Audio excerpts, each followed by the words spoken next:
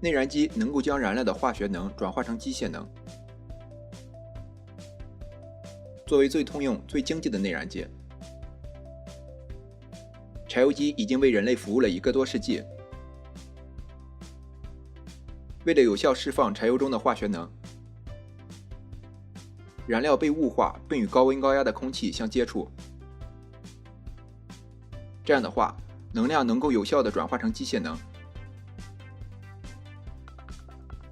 所以在柴油机的运行中，关键就是连续不断地产生高温高压的气体。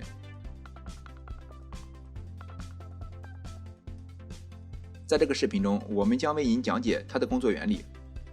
活塞连接着曲柄和气缸，构成了曲柄滑块机构。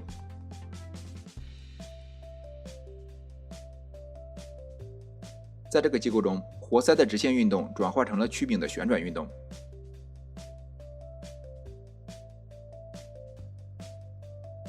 在内燃机中，发动机缸体用来支撑这种机构。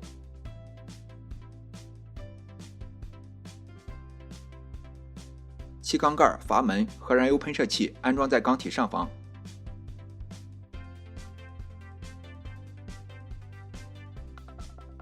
当活塞向下移动时，进气阀打开，外面的空气被吸入。换句话说，发动机正在吸气。在反程内，进气阀和排气阀都被关闭，因此气缸内的空气被压缩。在压缩冲程期间，活塞对气体做功，这样气体的温度和压力就会上升到足以使气体燃烧的程度。雾化的燃料被注入到压缩空气中，燃料就会发生不受控制的自发式爆炸，这将导致压力和温度上升到很高的值。高能气体就会推动活塞向下运动，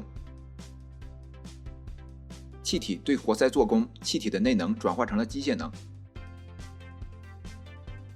这是活塞从气体中获取能量的唯一形成。由于系统的惯性，活塞再次向上移动。这次排气阀打开，气体排出。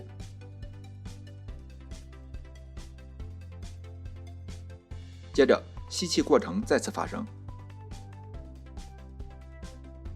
这个循环共有4次，它将重复持续地产生能量。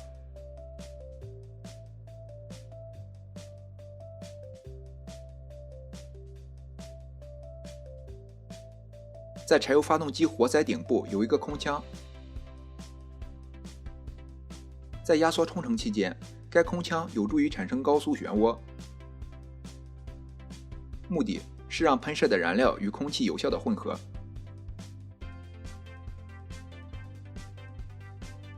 内燃机，尤其是柴油机，它们的机械结构设计是一项非常具有挑战性的任务。因为燃油机的燃料过程很不稳定，与汽油发动机相比，它们更容易产生震动和噪音。因此，柴油发动机需要坚固的结构设计。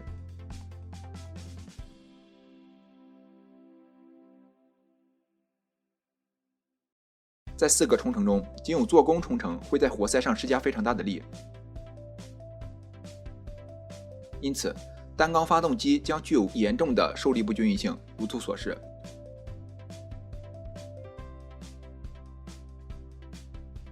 同样，输出功率也会有波动性。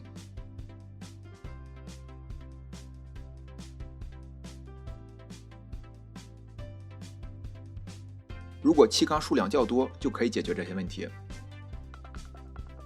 看一下这个4缸发动机，它一次有4种不同的冲程，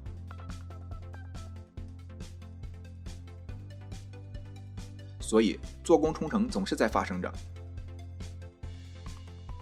因此，4缸发动机将具有更高的功率均匀性。简而言之，气缸越多，发动机工作越平稳。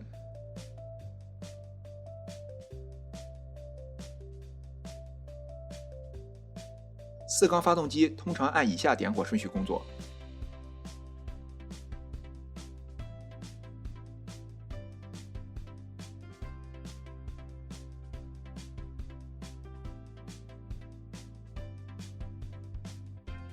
作为动力存储器的飞轮将进一步稳定动力输出。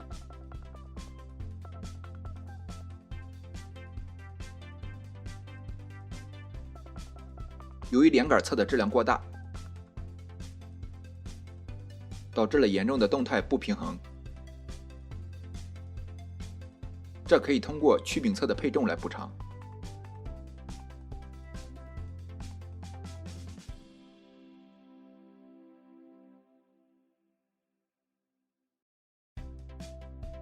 阀门的打开和关闭由一顿凸轮轴精确控制。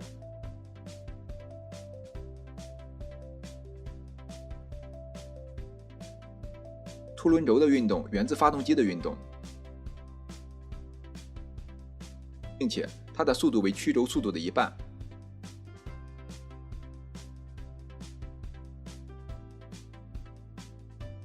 我们希望您对柴油机的工作原理有一个很好的理解，谢谢。